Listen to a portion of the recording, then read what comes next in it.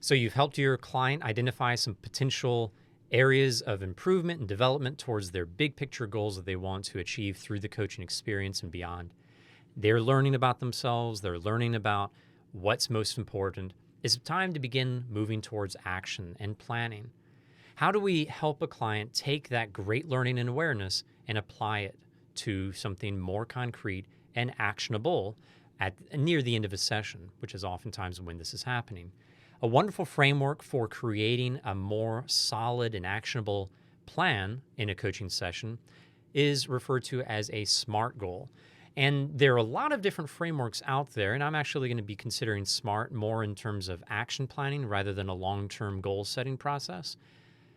So when it comes to a SMART goal, we'll talk about each part of that acronym, but then there's other considerations to think about as well, things that are also just as important in a coaching setting that go beyond what the SMART acronym is looking at. But let's start with that SMART acronym and how it could be applied in a coaching setting. So S stands for specific. A person could come into a session and be getting some awareness, and they realize, oh, you know what? I really need to go for that promotion. Or I really do need to start eating more healthy. I really do need to have a better relationship with my child or my parent or whoever. Yeah, well, these are wonderful intentions, and they're categories where there can be some goals and action steps, but they're just intentions for now. The S means that we're going to narrow things down to a very specific next step. And when we're looking at the competencies 9 through 11 with the International Coach Federation, we are wanting to cultivate a better understanding of a very specific action that can be taken by this person to help them along the path to get their intention accomplished. So if they're looking for promotion, the specific thing that they could do is like, oh, well, now that I've been talking this through, I guess a next step would be for me to have a conversation with my manager about what are the expectations, like what do I need to do in order to get a promotion. That's a really good next step, because the best way to know how to prepare for a test is to ask the teacher what's going to be on the test. The best way to prepare for a promotion is to ask the manager, what are some of the expectations from the organization in order to be ready for a promotion, the next stage in my professional development. It's a very kind of obvious next step, and it's very specific, and we can begin acting on it fairly quickly. And we can look at almost any intention and narrow that scope down to something very very specific. Measurable comes next. Very specific and more easily digestible. A coach often will ask questions like, so what, as you think about this overall goal that you want to achieve over a given period of time, what do you feel is the next step you can take over the next week or a week or two in order to begin the journey to the goal? Okay, so I'm going to begin eating so much, or I'm going to get to a narrower scope with this and be more specific. Beyond that, we look at measurability. How can we make sure this specific thing is happening along the way so that while this next week or two goes by, the client is making progress, incremental progress each day towards that very important specific action step that they want to have taken. So if they want to have this conversation with their manager next week, what do they need to do ahead of time to measure success towards that? I mean, the overall measure of success of having a conversation next week is pretty straightforward, but we also need to do some other things, some measures of when are you going to have reached out, and how will you know that this is going to actually happen. You need to have the conversation with the executive assistant to make sure it's on the schedule and all that good stuff. There's some incremental progress that we can set up, some milestones for that incremental progress, and those are measures of success. Another measure of success would be around, let's say, exercise or nutrition. I want to make sure to eat so many healthy meals a day. I want to eat at least 2 of the 3 meals I eat will focus heavily on vegetables, as like 80% vegetables, in order to increase my vegetable intake. And they'll all be organic and really, really great food this many times a day.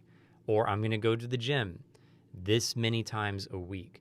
You can measure success throughout the week by checking off how many of those wonderful vegetable-driven meals are there, or how many of those exercise days where you go to the gym, how many of those have happened?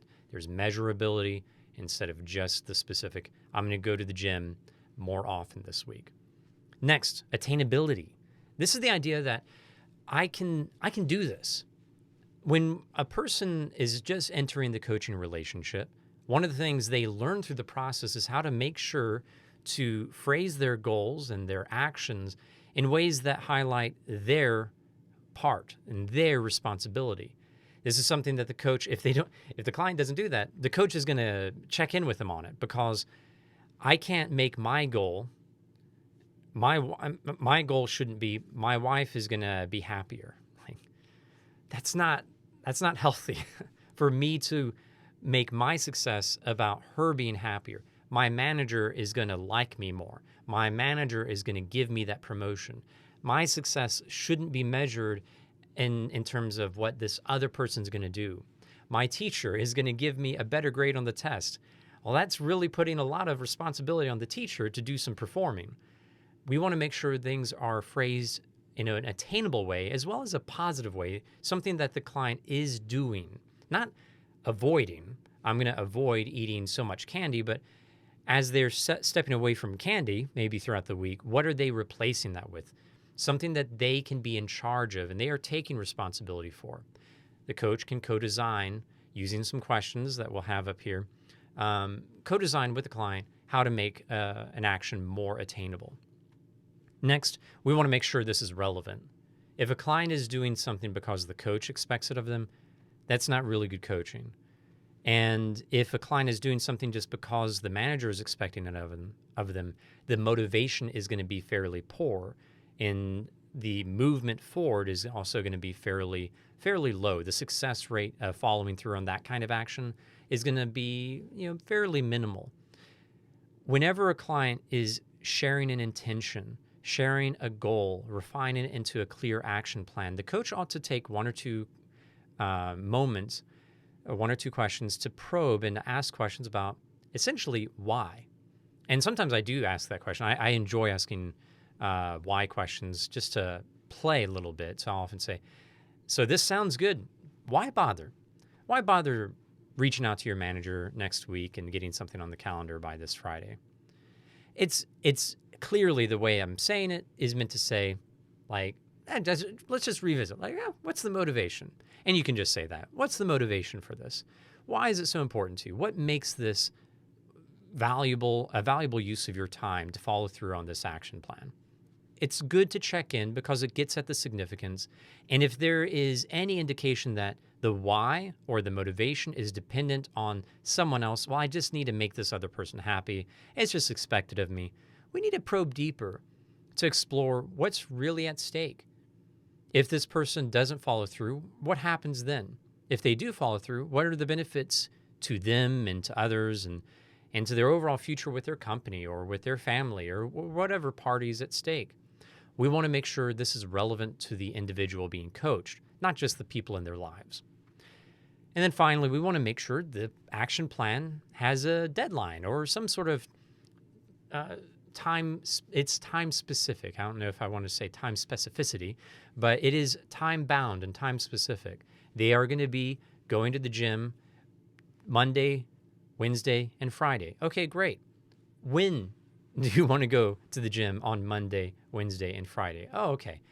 And so on. So at what time of day, what day of the week do you want to make sure to get in touch with the executive assistant to book the time on the calendar of your manager? Okay, great. There's a timeline. And so sometimes, like, I'm going to have a conversation with my manager next week. There may be some challenges to make that happen. So let's make sure to create some sort of deadline together around when this person is going to follow through on the part they can control, which is having the conversation with the executive assistant to get something on the calendar.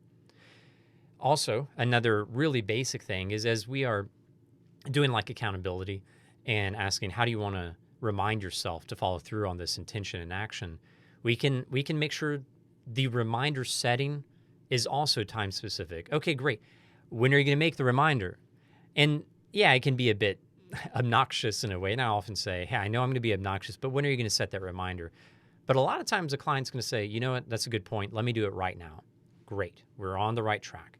So we want to make sure things are specific, measurable, attainable. They can do it, relevant. It matters to them, and time specific. They know when it's going to happen and how to track things in order according to time.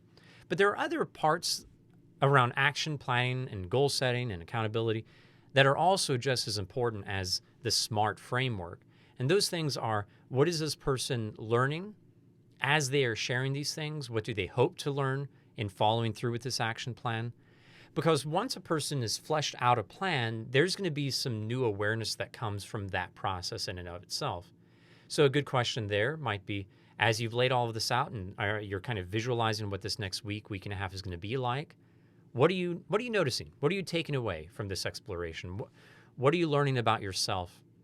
What are you learning about your ability to handle this kind of situation? These questions are really the point of coaching.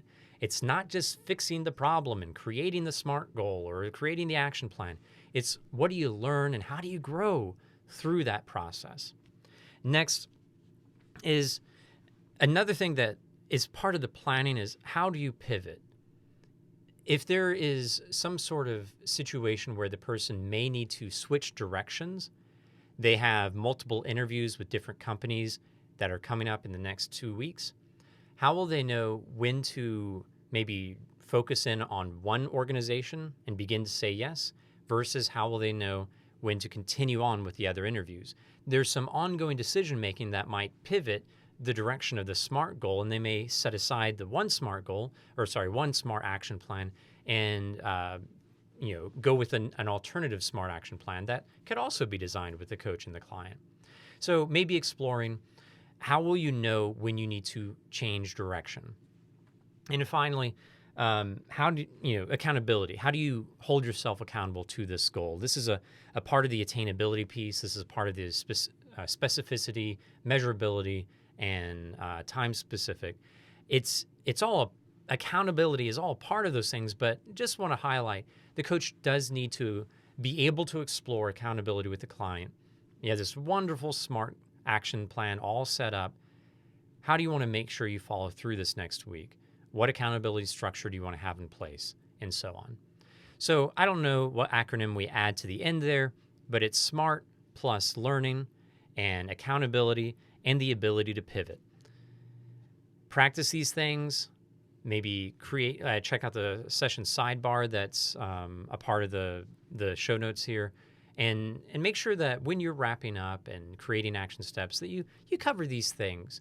And through that, you're going to see a better follow through. The ability for the client to act is going to grow, and their understanding of how to bring better actions to the table, that's going to grow over time, as well as they are kind of teaching themselves how to coach themselves even more effectively. So I hope this is helpful. Keep coaching, keep growing, and thank you for tuning in.